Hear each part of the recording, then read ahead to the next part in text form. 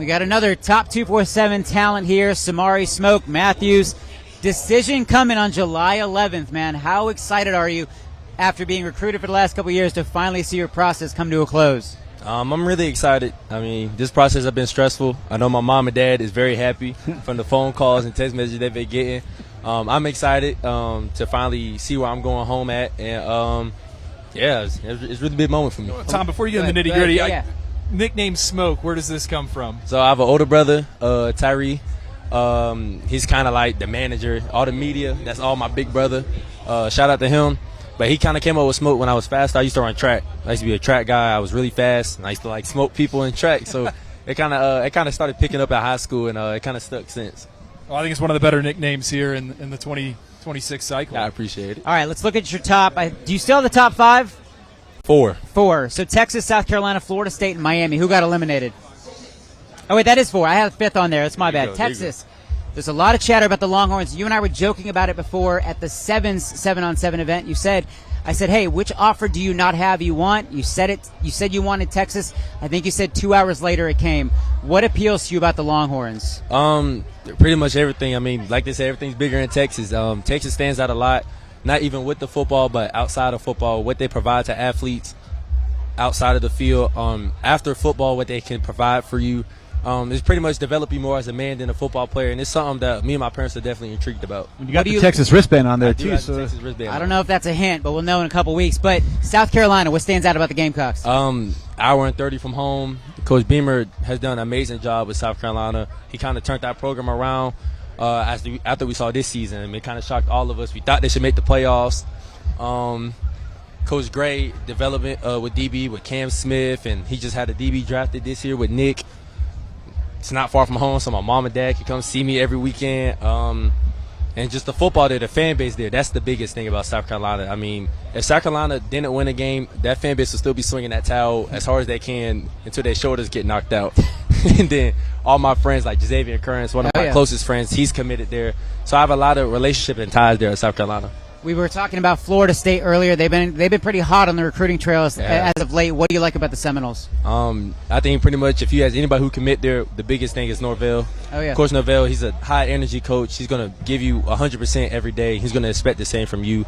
When he talks to you, he looks you straight in your eyes. It's kind of intimidating at first, but he looks you straight in your eye, and he just gives you the real everything you want to hear out of a coach, not just the good, but also the bad. And Coach Surtain. Surtain. Before we move on to Miami, what makes him such a special DB coach? He lived the lives we want to live. Yeah. He went to college, graduated college, went to the league, and was one of the greatest in the league, you could argue. So he lived everything we want to do, and he's just a coach who breaks it down to a way that you understand. He makes football kind of easy to learn, and if you buy into it, you'll definitely become one of the greatest like him. And then lastly, we'll wrap it up with Miami. What jumps out about the Hurricanes? What Coach Crucible is doing over there is definitely special. The recruiting class he got coming in, even in the 25 class, was amazing. The progress he did with Miami from making them a mid-program to having conversations that the U could be back to what they was is something that buys me all in. And with the new staff, with Coach Harris and Coach Zach, it's a lot of stuff in Miami that could really intrigue players to go there. Smoke, I got to ask, obviously we're in this new age of recruiting. Yeah. It's all you know, right? And there's compensation and name, image, and likeness, and I'm assuming a lot of negotiating on these visits. But what are you still looking for? You brought up the location with South Carolina. Mm-hmm. Is playing time, as a freshman, that's got to be appealing. And each one of these schools that you've listed off, I mean, they play a lot of young pups, especially South Carolina. I mean, Dylan Stewart out there as a true freshman. Is that something you're looking for in a school? Definitely. I mean, who doesn't want to play early? I mean, you want to put your city on the map, and you want your friends and families to watch you play on the big TV screen. But, I mean, I wouldn't say it's like a make or break for me. I mean, I'm okay with waiting my turn. I'm okay with working for what I have. I don't want nothing given to me. So I want to say playing time is the biggest thing, really the biggest thing, just relationship and comfortability. I mean, if I feel like the coaches could be my coaches and people I trust outside of football, that's the most important thing to me.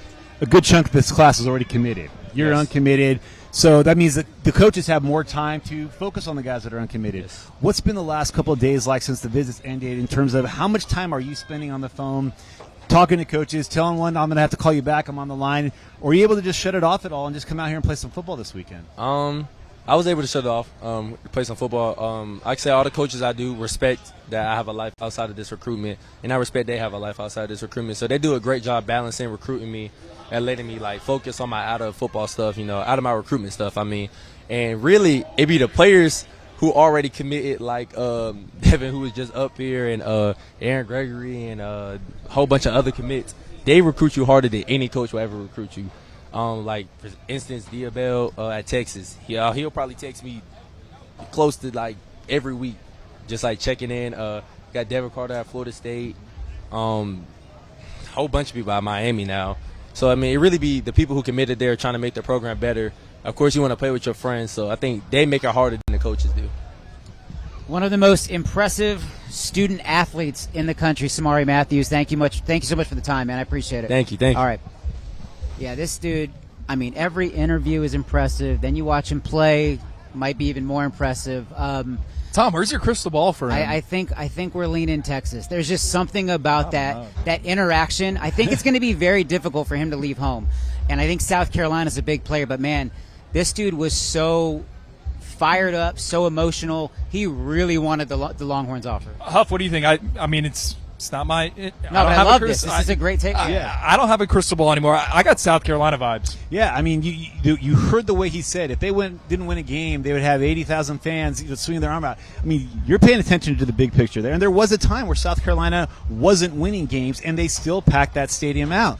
And I think that's the later you get into the recruiting process, you see that all the time. The more the team that's closer to home starts to pull and pull and pull to keep you there. But if we're playing the hat game, if we're playing the gear game, I remember going to a game back 15 to however many years ago, and Adoree Jackson wore USC gloves, UCLA wristbands, a Florida towel, and an LSU skull cap. All four of those schools were in his Final Four, and it was literally like, okay, man, should we read into it? Is one that you have on the hands, this and that? There's only one school represented on the wristband, and it was Texas. So, like you said, that was an offer he craved. That was the one he coveted, and he got it. And now Diabel is reaching out and just sending friendly reminders to him. Well, I'll say this: a lot of smoke screens out here. I've been body typing. We got Derek Cooper decked head to toe in Texas gear. Tristan Keys made sure to wear an LSU hat. It's taking mental notes, but I don't know. I don't play the hat game. Smoke screen, though. I see what you did there. Well done. Andrew Ivins, ladies and gentlemen, here all week. I want to add this on Samari, right? A guy that has really grown on us in the evaluation process. One of the most boring watches in the class, and that's because people don't throw the football at him, right? You can watch 4 games, and he's going to maybe get 1 or 2 targets. We had some questions about his ability to make, breaks on the football. Hudson Stanish on our scouting team got a chance to evaluate him at one of the Under Armour camps there in Charlotte a few months ago, and he was excellent in one-on-one situations. You saw the frame. I mean, he is built really well. Ready to play bulk is what you'd say, and I think he's a kid that can play in the boundary in the SEC or the ACC, depending on where he wants to end up. Just really impressive individual. We talk about getting the right guys in the building. Smoke Matthews certainly, I think, someone that everyone wants inside the facility. And even watching him before the event started this evening, just watching him on the field, talking to a bunch of guys, just you could see that the personality. I mean, what a fantastic interview. Tom said it. He's just a great personality, and shout out to his brother because he's been training him to do well. But it was very genuine, very natural, and so whoever gets him is going to get an absolute just gregarious personality that's going to really captivate that locker room. Because how he handles himself, carries himself, I think that's what makes it so difficult to read. He loves everybody, speaks so highly of everybody. You can't really nitpick and be like, oh, he gave something away. So, again, I'm leaning Texas, but if it's South Carolina, I'm not going to be shocked.